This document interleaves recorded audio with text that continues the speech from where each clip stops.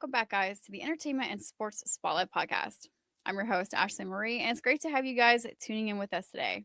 If you are a first time listener, we appreciate the support of liking and subscribing. And for those who are returning, thank you so much. And maybe consider sharing this with a friend.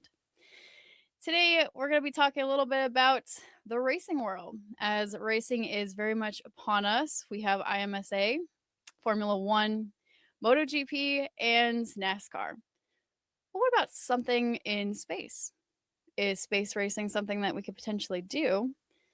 Today we have a really great guest who's going to be sharing that with us. CEO of Atlas Cup is Philip Hover-Smoot, and we're excited to pick his brain today on the space race in a whole different avenue. So, Philip, thanks so much for taking the time to be with us today. Appreciate it. Absolutely. Yeah. Thanks for having me on. We're going to start out here kind of diving into the big question I think you probably get. Every great history leap, right? It seems to start with somebody asking that impossible question. The Wright brothers that have defined the whole difference of aerospace, right? And then you got ESPN. I actually just had them on here earlier talking about how it got started. It's a very rocky journey and it is inspirational to a lot of entrepreneurs everywhere. You got SpaceX. So tell us a little bit, like, how did you realize that Atlas Cup, which is your company, wasn't just going to be another aerospace company? What is going to create this to be the next chapter in human competition? Yeah, absolutely. Well, I think it's that legacy in aerospace that's really why this came to be, right? This is an industry that is marked by these kind of extraordinary leaps in technology and capability that have happened from time to time. So we're intentionally going after something that is just fabulously insane, but also absolutely executable. We're introducing professional sports to space with the eventual goal of creating the most watched broadcast in the history of humanity. And we think this is absolutely the right time to go off and go do this because, one, sports world has had this absolutely massive repricing of the entire asset class. There's a million new challenger leagues coming to market. The fan demand is absolutely insatiable. We love that. So it's a good, stable market to go into.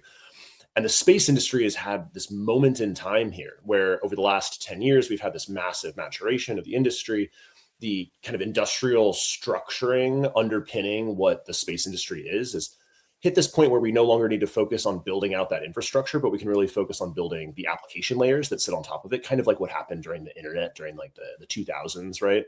Let's leave the bubble analogy aside here and just think about, look, initially it was all about building network routers and cabling. Well, cool. Once that was in place, people realized you can go off and go do stuff with it. And that's where we are in space. So we want to go produce a series of competitive head-to-head races featuring state-of-the-art spacecraft competing directly in low Earth orbit. We want to go produce it like any other professional sport that's out there, right? But we're going to do it uniquely because it's in space. So we're going to have onboard imagery, overwatch imagery, basically the satellite version of a helicopter following an F1 car around a track, ground-based imagery, ground-based tracking, and traditional broadcast. And then we're going to go off and go create a lot of content in a bunch of different formats and distribute them in a bunch of different verticals. And we're just going to take our place as the next logical iteration of heritage head-to-head racing. That's really impressive. And I really do think it is the future of racing, especially since these would be more of like an AI unmanned vehicle type situation. So, what is the deeper question around this? If your goal is simply advancing space technology, when you started the aerospace company, why did you believe competition and that innovation is a traditional business that you could work on? Yeah, of course. So I've been in the industry in space for about a decade.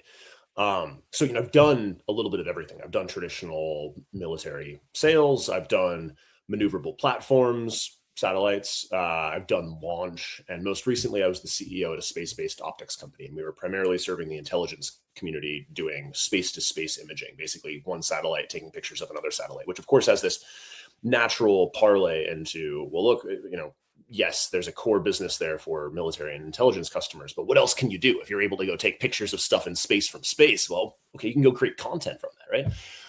So for me, this is this logical, organic evolution of the things that I've done. And moreover, this is actually an idea that I've been working on in the background for about 5 or 6 years.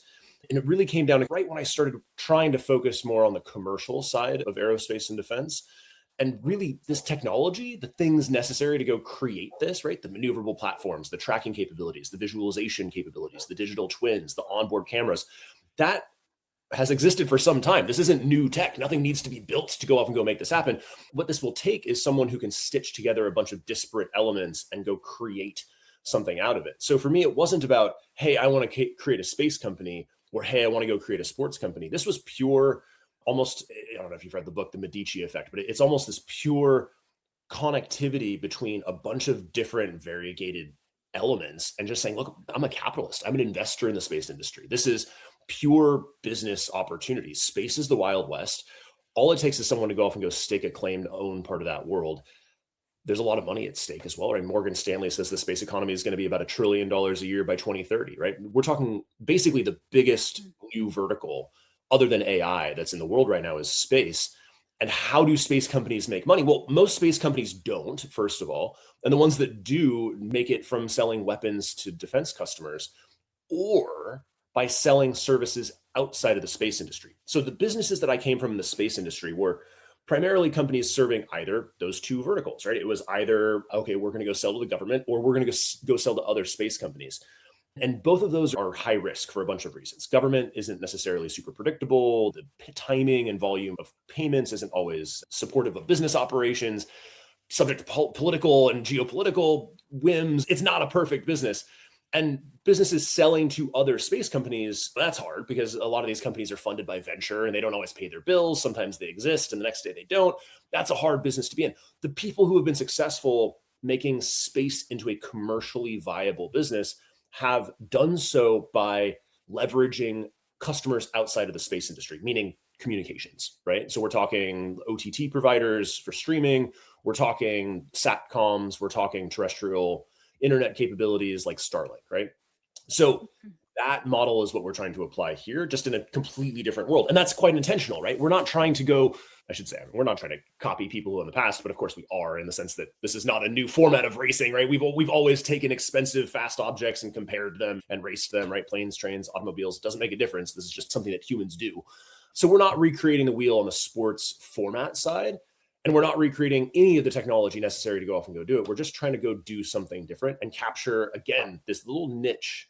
It's little to begin with, but eventually I think it's going to become quite substantial, especially given the attention that I've learned a number of different space companies are actually applying towards creating capabilities to go support entertainment production in space. This is a crawl, walk, run for us. This is a, hey, let's go demonstrate this in a small way now. We can build on that and eventually build to different formats, different things, entertainment more broadly. There's a huge amount of stuff that can be done in space. And I'd love to talk a little bit at some point, if you'll let me, about why space is actually the best suited milieu within which to go build an entertainment product, because space is phenomenally cool, right? And this is not just like the space nerd. I'm not even a space nerd, to be totally fair. I'm not one of those crazy space people who's like, oh my God, let's go colonize the solar system. Don't care. I don't want to go to space. That's not for me.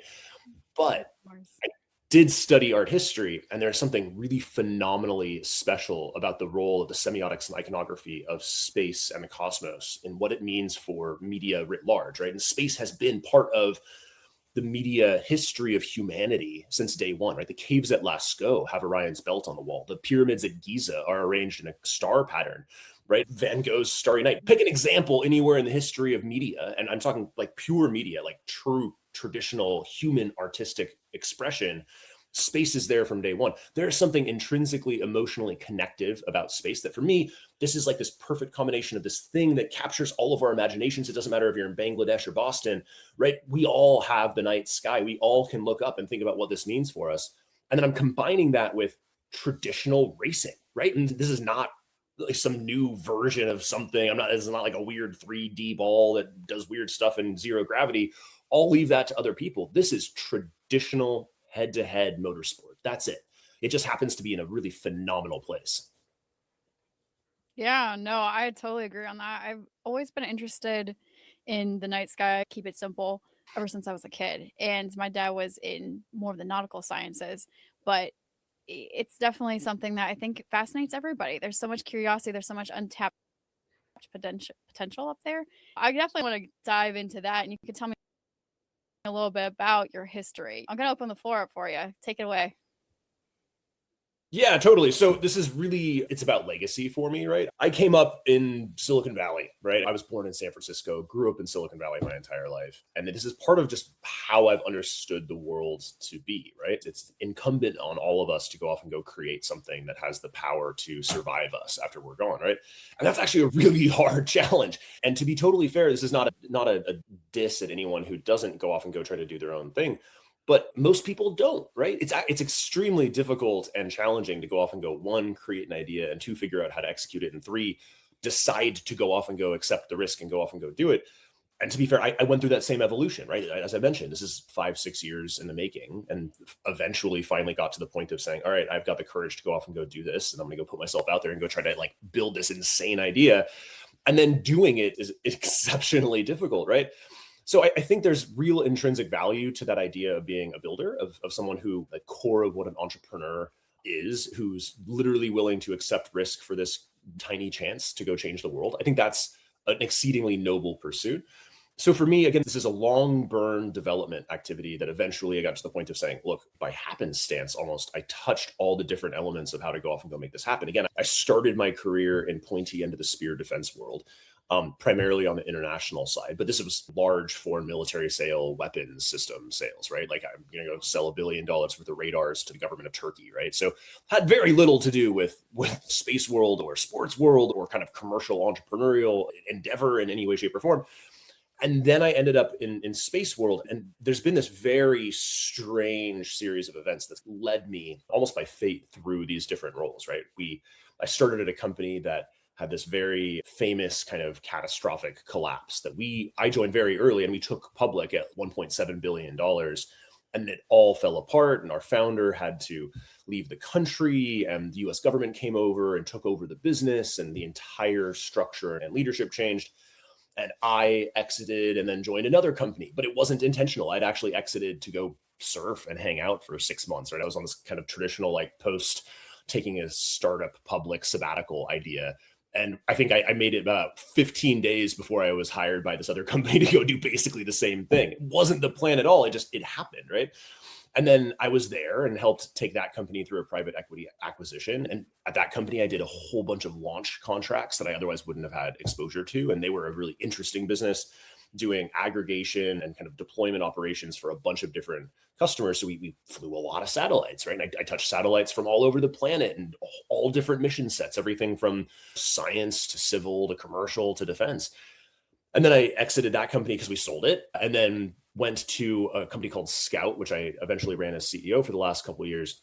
But I had a long history with Scout. Originally, I was an investor in the business, an outside lawyer for the company, and eventually on the board before even joining as originally its general counsel. And that is, I think, a good example of kind of how I've thought about this world, right? And whether right or wrong, I've always believed in the side hustle, right? I think this gets back to the idea of the entrepreneur in me is, if you're not constantly thinking about what's next and you're not constantly exploring what the world has to offer, you're missing out on something. And I've always pursued that. And to be fair, there's probably a number of my past employers who would prefer that I had not done that. And there's some risk there, right? But fundamentally, I've navigated that in a way that has allowed me to have more experience and more opportunity than others. So I've had this long evolution working with Scout, eventually joined as general counsel, helped transition out the original founders, took over as CEO, tripled the team, got their first facility, got them the lead for their Series A, got them their security clearances to go off and go do sea work, built a better part of $30 million worth of backlog in government contracts, selling telescopes and cameras primarily to government customers.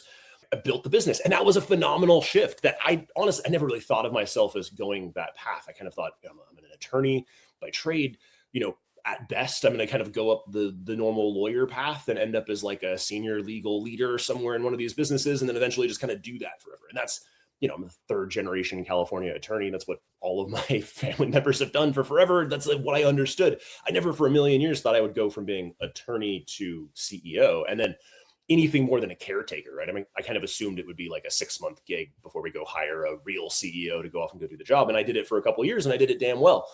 And I think that, again, organically, almost by fate, gave me this series of experiences and knowledge where I have suddenly kind of, over the 5 years where I've been toying with this idea in the back of my mind, suddenly I actually kind of emerged with not just the idea, not just the structure or the kind of like underlying intellectual skill set, but the actual real world experience, right? I've flown maneuverable satellites. I've written every kind of license you can possibly imagine. FAA, NOAA, FCC, doesn't matter. I've done them all, right? I've done I've touched in some way, shape, or form, I should say, about $1 billion in launch contracts. There's not that many people out there who have done that. I've done a couple $100 million in satellite servicing contracts of a whole bunch of different types of missions. And then I've done the space-based optics thing, right? I've got a picture on the wall over at our office down the street from Netflix, behind the hill behind me. And on the wall, there is a picture that I took in space, right? Like, how many people out there have actually taken a picture in space and been like the person who caused it to happen, right? That is an exceedingly rare thing. So suddenly I found myself last year in this position where I'm like, all right, I've now been running this business, I think, successfully, right? I've built a great team. We had effectively 0% attrition, which is unheard of in the space industry, right? Like, everyone we hired stayed at the business, which basically the space industry has like 20-25% attrition. So I felt really good about that, right? I'm like, suddenly I'm like, okay, cool. I'm not just a lawyer sitting in the back room telling people what not to do. I'm able to lead a team. So I'm able to lead a team. I'm able to go raise money. I've got all this knowledge. Like, what do I do with it, right? I don't necessarily want to be in the weapons sales business for my entire life. There's no issue with that, right? I mean, I'm a patriot as much as the next guy, right? Like, great, love the mission set, support it. People should go off and go do it. I don't really want to do that. That's not how I want to live my life. So I've been kind of just thinking about what to go off and go do. And I think this is, again, this kind of magical confluence of a whole bunch of disparate things that have just kind of come together. And I'm like, my God, like, we totally can do this. No one's been doing it. And I should caveat that because there are a couple other people who have been looking at sports in space that I'd love to talk about, because there's a whole bunch of reasons why some of it's cool and some of it doesn't make sense, and why we kind of fit in really well at the front of that bow wave. And it just happened, right? It was this logical thing that I got comfortable enough with. And I'm like, all right, cool. I'm going to go quit my job as CEO to go start the first professional sport in space. That, like, the fact that I say that line on multiple podcasts and multiple meetings with people still blows my mind that that's real. I made it to the job that I'm supposed to have. I'm the CEO of a space company that's doing well. And I quit right as we were getting our Series A to basically go off and go do this insane thing. And the only way I got comfortable with that is this idea of just accepting and celebrating entrepreneurial risk and wanting to go off and go do something quickly. And I'm sorry, as I told you before we hopped on, I'm a lawyer. I will literally talk until someone kicks me out of the room. So, like, feel free to tell me to shut up. But I think it's important to flag some of the competitive ecosystem stuff here as well, right? So I'm not the only person thinking about sports in space. And I think the biggest question I get from people most of the time is like, man, like, okay, cool idea, but like, how, like, is this like a 50-year down the road thing? So one, on the technical side, I hope I've explained no, right? I mean, all the maneuverable platforms exist, the launch exists, the optics exists, the tracking technology, it's all real, right? I don't have to build anything. There's very little technical risk. I basically go pay people to go do what they're already doing, but to do it for me, right? So it's kind of beautiful. It's financial terms, I'm a pure play business in the sense that, like, I have very low OPEX and CAPEX, and I have no technical risk. I just go cut deals with people and create something new. It's great. And also from a sports maturation perspective and space as a media ecosystem, if you will, that's very much happening as well, right? Broadly within media, of course, we've had media creation for a number of years, right? I mean, NASA Plus has been out there creating a bunch of stuff. ESA's had a media arm, right? We've had people out there trying to produce movies in space, right? There was this famous deal for a couple $100 million for Tom Cruise to go film something in the ISS. It's happening, right? It's early, but it's happening. On the sports side, I'm probably one of about 10 companies looking at sports in space right now. I'm going to be first for a bunch of reasons I'd like to get into, and I'm also more rational, but I'm not the only one. I think most importantly, it's widely understood that UFC is in discussions with a company called Vast to go off and go film a fight in space at a private space station, which would be phenomenal to watch. I think there's a whole bunch of logistical and practical considerations there that I'd love to understand better, but cool. And then there's a couple of companies that are doing lunar buggy racing. There's a couple of companies looking at doing human challenges in the ISS and basically using the zero gravity experience to change simple things like not tying into these like wildly complex activities. More power to them. I'll watch all of that stuff. But the reality is humans in space is hard. Lunar stuff is hard. And what I'm trying to do is really simplified, right? I've intentionally approached this by saying, like, look, what do I understand the existing state of the art to be? What can I go buy commercially that exists today, where I don't need to go qualify a system for human space flight? I don't need to go build out some crazy lunar infrastructure. I want real. I want real today. So I can go in front of investors and say, hey, look, this is an insane idea, but here's good science and real proven tech that justifies that we can go off and go do this today. I like that. I've been at enough space companies that have promised the world that haven't really delivered to know that it is not the right way to run a business. I want to sell something that is real today. And that's kind of how I've structured the business. But I think the reality is, whether it's me or someone else, and it's going to be me, sports in space is happening, and it's happening very, very soon, right?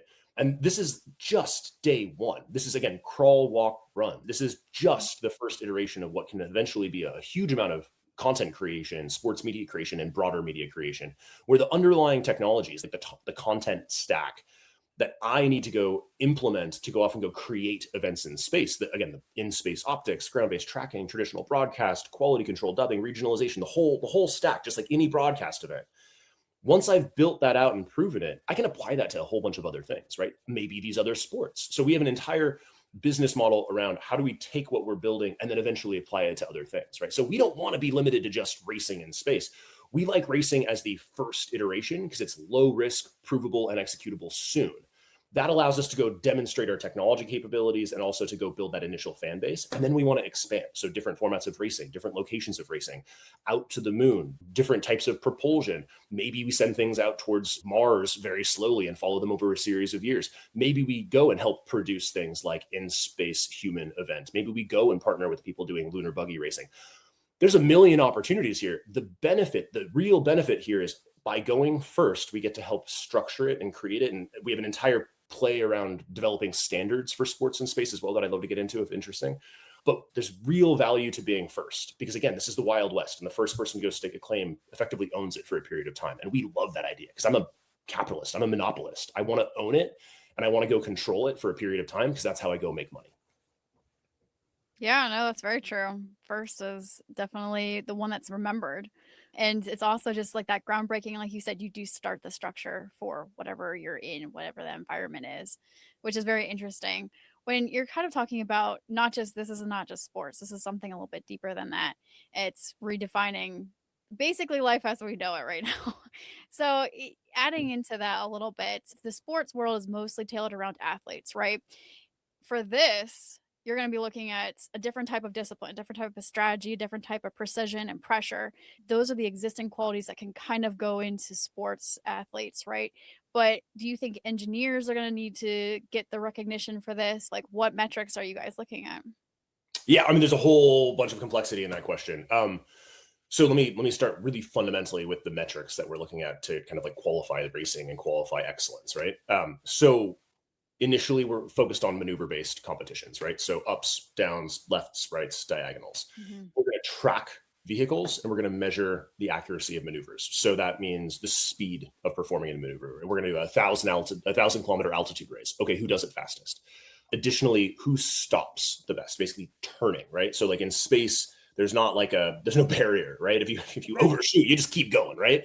So, you go up 1,000 kilometers and then who can stop as close to 1,000 or who ends up at 1,017? And how do we measure that and then qualify what success looks like?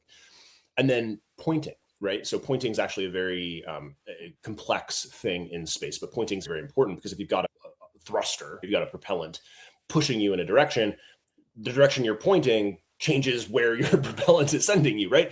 So you've gone up 1,000 kilometers. Okay, you now need to rotate to be able to propulse in a different direction or do an inclination change or a phase shift, right? These different types of maneuvers that we're going to have a whole bunch of explanatory educational content around coming out in the second half of the year to start getting people kind of accustomed to and acculturated with like what orbital dynamics looks like, because it is a little bit funky.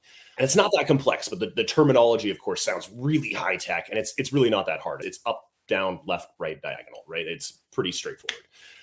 So think drone racing league in space, basically, right? It's just boop, boop, boop, boop, boop. So that's really it. There's a whole bunch of technical detail around things like reaction wheel saturation and arc second accuracy and these things that, again, probably don't need to get into now, right? But there are very specific, space-specific criteria that we're going to be able to go track and demonstrate correct behavior with. And that's beautiful because we look at having potentially partnerships and integrations with prediction markets and betting markets very early. So the more things we can create during the course of a maneuver or during the course of an event that allow us to go create those binary, did it happen, did it not happen, or was it accurate, was it not accurate? those bettable moments is actually very good for us, right? So that's one of the reasons why I also love this idea, because space events can be short or they can be very long, right? And we can design them. And I've got a very smart astrodynamicist doing my kind of race architecture design right now. And she's looking at all different types of race formats, and that allows us to go do short format if we want to go do a quick event, or we can do a weeks or months long series of maneuvers that allow us to go create these bettable opportunities 2 or 3 times a day for weeks on end. That is completely different than any other sport that's out there, except for maybe open ocean racing, like Volvo Ocean Race or Vendée Globe, right? Where we have those long duration open water crossings and sailing. So we love that idea. The first part of the question was around the human vehicle disaggregation and how that's different. I think to that idea, this is a little bit different, right? Because we do have to go figure out how to almost create celebrities out of CEOs and engineers that in traditional human-based sport, you've got the Max Verstappens of the world who are like charismatic and can talk about themselves. We have Mini Cooper-sized spacecraft that can't speak, right? So it's a little bit hard, and that's our real challenge, right? I think when I talk to most people, they're like, okay, sports in space, like, again, cool idea, but like, how do you go produce it? Like, walk me through the reality of this, you crazy person, right? That to me is the easy part. Like the in-space operations stuff, that's a world I know and I've come from. I can do that with my eyes closed. What I don't know, and where my real business risk and I guess like media engagement, fan engagement, my real success criteria is, how do I go make it exciting from a human and emotional connective story, right? Because I'm fighting against those personal stories. I'm fighting against the character driven stories, like the Steph Currys and the Michael Jordans of the world, where like people are fixated on the human, and I don't necessarily have that. And that also, that emotional connection, that experiential sensory connection, where I've got to go figure out like, yeah, I'm going to go optimize for mobile and social, because that's arguably where the majority of sports content is being consumed by the key demographics now. And that's I think a really strong business case for us. But I'm also challenged because I've got to go later today down to Laguna Seca to go watch a race, and I'm going to be able to sit on a warm bandstand and drink a cold beer and have a hot dog. How in the world do I get someone sitting on their couch at 9 a.m. in their pajamas looking at their phone to have the same sensory experience as my seat vibrating as like the superbikes fly by, right? Like, good luck to me, right? That's actually a really serious challenge. So we have a bunch of ideas around that, about how to kind of go to market in a way that captures to the greatest extent possible the human story and some of the business story and the technical story, so that by the time we get to racing, we have some ideas for near-term racing, but really our championship Grand Prix is going to start mid-July 28, right? So we're still about 22 months away from this actually happening. The satellites are going to be flying the year and a half prior. Some of them are already up now, but the actual race event is still some ways off. So I've got to go tell story and create context prior to that, so that there's an emotional connectivity, like a fabric within which people can understand this. So that's going to start very, very soon. As I mentioned, second half of this year, we've got some in-house produced. We have a small studio space we set up over in Silicon Valley behind me, just down the street from Netflix. And we're going to be using that to go create some content, like explainer content, stuff that kind of gets people, again, accustomed to what this is going to look like. How does it work? What like literally, like, what is a spacecraft? What is orbit? How do you go up? You got to make it tangible, because it's so not, people aren't even going to see this with their eyes, so to speak. So they've got to be able to have a connective factor. So I think that's absolutely really smart. And then starting in January, right, we've got a number of teams already signed up to go off and go race. Starting in January, we're going to start to visit those teams and do kind of monthly or quarterly check-ins, and send a production team to do traditional sports doc styled storytelling, right? We're going to talk to the CEOs, who are these crazy guys who want to go off and go change the solar system, and the billionaire investors who are backing them, and the program managers and engineers who are like working 20-hour days to go off and go make these things realistic, and then follow them during the good and the bad and the ugly, right? It's this traditional Drive to Survive-esque storytelling. It's a little bit of the personal story. It's a little bit of the tech story that allows us to start getting people accustomed to, look, company A went with this solution for propulsion. Company B went with this solution. Company A went with this turning solution. And then company B went with that turning solution.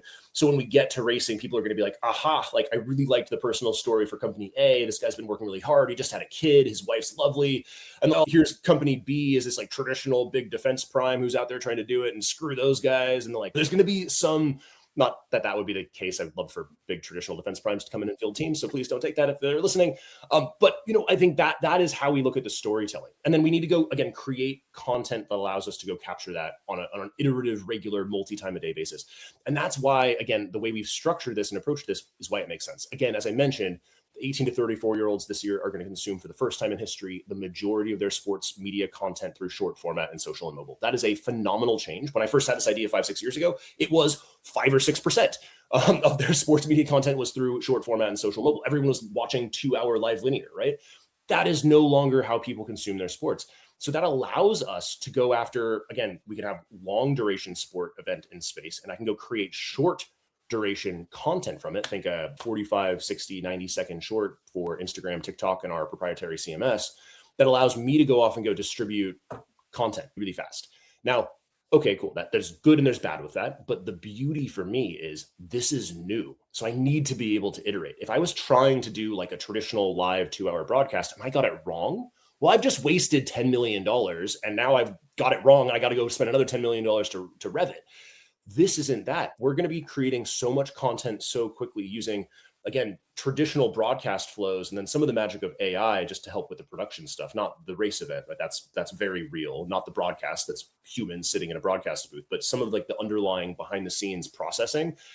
There's a lot of really cool tech out there that I've learned about in the last 6 months that's making it really efficient, right? So we can go create hyper regionalized, high quality, professional sports content twice a day and every single day. And as we get data back about what works and doesn't work, I can iterate it and I can change it. So I think we're not imagining that day one, we're going to have it completely and totally correct, but we've created a structure here, both in race operations and in content generation and distribution that allows us to go off and go be reactive. So if my fans are like, look, dude, your 45-second video about like the actual, like this turning methodology was performed terribly, we're not going to focus on that in the future. We're going to go find other stuff to talk about. Right. And I think that's the big risk mitigation here, because that's what I don't know. That's what my advisory board that I've been engaging is really from, right? That's people who have come from sports world, people who come from entertainment world, right? There's no space people on my advisory board. I don't need space people. I got the space stuff. I need media people who can help me navigate it. And in my mind, again, it doesn't need to be perfect day one. What we're going to do is have the ability to just continuously iterate because we're structured different from every other sport. And again, this is like, again, I'm getting a little messianic here, but like, this is why we're going to be successful. And why I couldn't have done this 5 or 6 years ago. The fact that we've timed this, where this year we've just ticked over to 52% of the 18 to 34-year-olds consuming the majority of their content through social and mobile in short format. No one could have predicted that 5 or 6 years ago. I just got bloody well lucky that that's how it is, because I could never go raise enough money to go produce a live event in space. It would cost a lot of money, right? It is a very risky investment proposition, but I can do short format and I can do it until the cows come home at a very low price point. And that happens to be where now people are consuming their content. So great. And it also happens simultaneously with SpaceX going public and the biggest IPO of all time, Artemis 3 and 4 taking the Americans back to the moon. That's going to be 250 million live viewers to watch Americans land on the moon again in 2 years. That's basically double the best performing Super Bowl of all time, right? So if you look at the top 10 most watched broadcasts today, 2 through 10 are Super Bowls. Number 1 is the moon landing, right? So the next number 1 is going to be moon landing number 2, and then moon landing number 1, and then Super Bowls, right? Space is eventually going to like take all of that traditional sport out of those top 10 most watched broadcasts, which again is why I think I opened this by saying I'm trying to build the most watched broadcast in the history of humanity. And that's it. I want to build the first billion person live broadcast. And I'm going to get there by eventually putting humans in space to go off and go race. Now, I'm not an insane person. I'm not proposing that we do that today or anytime soon. It's not even in my financial model, but I'd be remiss if I don't flag that that's where we're going, right? I'm trying to build a very hyper realistic, executable, based on real tech today racing event so that I can go off and go start producing content and I can start building that fan base and I can start getting people excited about what a competitive ecosystem in space can look like so that eventually, whatever it is, 10 years, 15, 20, don't know, right? Eventually we can put humans in space and have them race and compete. And the moment that happens, we're going to have 7 billion plus people with smartphones who are going to be getting a push notification saying humans racing in space for first time, click here to follow. Every freaking person, it doesn't matter where on the planet you are, every freaking person who gets that push notification is going to click that link. I'm going to have the first billion person live broadcast in the history of humanity, and it's going to happen in space. And this is the way to go off and go make that happen. Yeah, you know what's very interesting is I literally just had somebody from ESPN out here, and they were talking about how the first 24-hour network got started, right? And this was when satellites were babies, like absolute babies back in 1978, I think is when it started, or 9. Um, and so they were looking at transponders and satellites, and they're like, "What is that?" And it's so funny that now, fast forward to actual, there's always the talk of we want to get into space, we want to do a race, we want to people on the moon type of situation, right? But or get to Mars for some reason. Um, y- but now it's becoming so much more tangible, and you're right, you're using already built up infrastructure, which I think is very intelligent of you.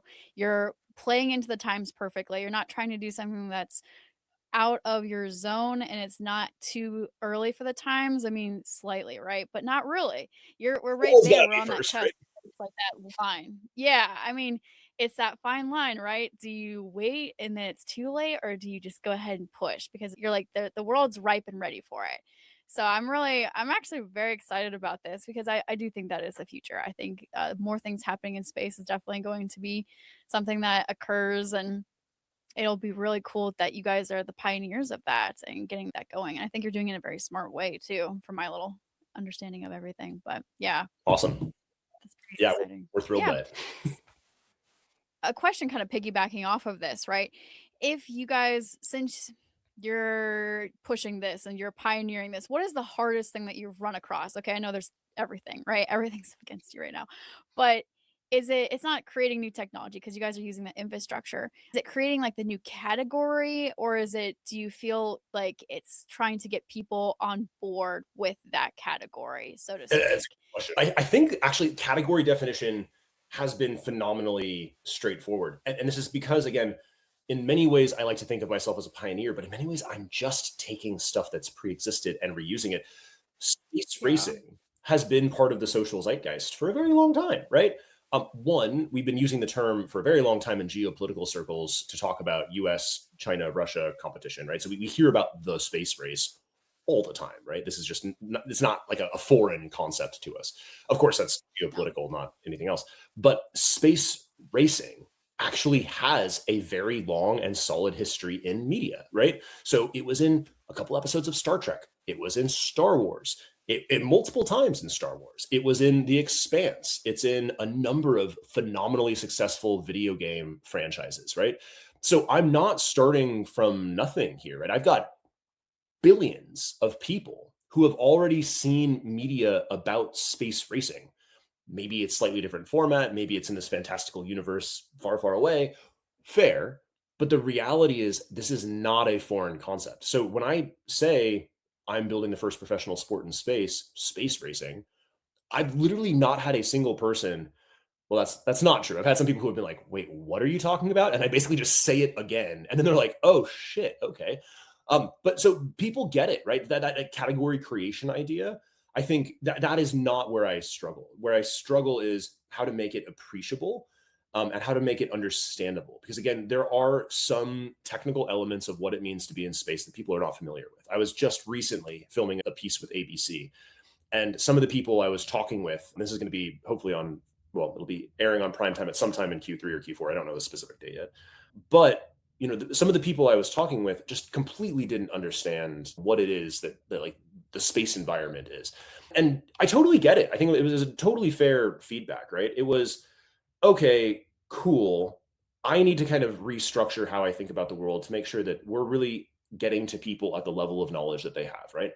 What is it that people understand about space? Most people understand it's just up there, right? Most people don't understand like how frequently rockets fly, how spacecraft work. Most people don't even understand that orbit is going sideways really fast, not up really fast, right? And I think those kinds of things are going to be a challenge because we've got to again go start creating content around the storytelling, but also the educational stuff, and get people fundamentally aware that, hey, look, there is something happening and it's going to be in space, and this is how it works, right? Literally just the real bare bones fundamentals. If I don't have that, we'll fail, and if I don't have the human story, we'll fail. So those are our real two focus foci. But in parallel, we also need to go off and go create the actual race event, right? So the CEO of Drone Racing League very famously gave a talk kind of right after his Series A, I think, where ESPN was one of their lead investors, I believe, where he basically was like, and we love this example because I mean, Drone Racing League was one of the first people to basically disaggregate the racer from the racing, right? Like they have the drones are separate and the people are over there, right? And that I think a lot of people didn't expect to work, and of course it worked quite well. Um, and he basically was like, look, we're not just building a racing league. We're not just building an aerospace company. We're also building a media entity, right? So, and that's, and if they fail at any of those, they're going to fail at all of them, right? And that's the exact same situation we're in here, right? We need to be not just a sports media property, but we also need to be able to operate as a space company, and we also need to be able to operate as a social media integrated vertical multi-channel distribution content company and content creator, right? And we need to be able to go do all these things simultaneously. And if we don't do all of them simultaneously, and we don't educate while telling the human story, while executing in race ops and in space, then it all falls apart. It is not an easy thing to go off and go create, but it is absolutely foundational that we have to go get people educated on what it is before we can go off and go do anything else. Yeah, you have to be able to tell people what to believe in sometimes. And I know that sounds really weird, but you have to channel in a sales way to be able to sell. So I appreciate that feedback. Is there any last words of wisdom that you would like to share with the audience before we wrap up for the day? Oh, that's a great one. I don't know. Wisdom, I think, is probably a bit rich. I would say if there's something that people take away from this, other than the fact that Atlas Cup is going to be phenomenally successful and we're eventually going to have the most watched broadcast in the history of humanity, is that space is more palpable today than it's been at any point in history, right? Most people don't realize that the US alone launches about a rocket a day, right? And these rockets are flying tons to space, right? There are hundreds of thousands of satellites that are planned and being licensed and built right now to go to space. There are people living in space right now. There will be people living on the moon very, very shortly, right? It might sound like science fiction, but it is very quickly becoming reality. And I want people to understand that that is foundational, and that all the things that we have on Earth are going to be happening in space, including sports and media. And to also not be it's a little bit easy when you're looking at the space industry today to look at like the Elon Musks of the world talking about a $30 trillion, potential market in space, and these really fantastical over the top ideas. And space, unfortunately, is actually really populated by people who have a tendency towards that, right? These like, I'm going to go colonize Mars, or, cool. I love the idea. I love the passion. I love the entrepreneurialism, but like we sometimes lose our perspective on what's realistic and executable today. So like, I'm not saying it's not realistic and not executable. I just think it's not executable anytime near term. I like to focus on what we can do in the next, 3, 5, 10 years realistically, and go do stuff. And there's a lot of really cool stuff we can do in space that will benefit us on Earth in that period of time, that doesn't require us to go spend, $100 trillion and like many, many decades to go off and go colonize another planet. Again, cool. I support it. Good for them. But that's not what I'm focused on. I want people to realize that there's real near-term stuff in space that can happen across the entire spectrum of human existence, whether it's finances or health or pharmaceuticals or entertainment. It doesn't matter. There's something happening in space that's going to affect them in the next 24 months of their life. And they need to start to understand that this is already happening. And frankly, there's a lot of people and a lot of money going into it, and it's inevitable. Yeah, agreed. It is inevitable. Jump on the bandwagon now. It's kind of like with AI. So utilize it while you can. But appreciate that. Thank you so much, Philip, for taking the time to be on here and explaining your really cool entrepreneurial endeavors. That's exciting, and we're wishing you the best. Guys, definitely go check it out. Follow along. Where can we find you? Yeah, of course. So we're active on all the channels: Instagram, YouTube, TikTok, LinkedIn, everywhere. We have a couple of early broadcast deals lined up as well. So more stuff will be forthcoming. I would say we're pretty quiet on socials right now because we're only 5 months old as a business, and we're not producing and releasing much content right now. But by all means, you can also visit our website, atlascup.com. You can sign up for our newsletter, join the fan ecosystem. So lots of ways. We're easy to find. You can just Google Atlas Cup. We're like the first hit. But go follow. Lots of content forthcoming. And then starting next year, of course, we're going to have a lot more content coming out as well. Super cool. Thank you, Philip. Appreciate it. And thank you guys for tuning in. Definitely go follow and support. And we'll see what happens in the future space race. It's pretty exciting. Thanks so much, Take Ashley. care.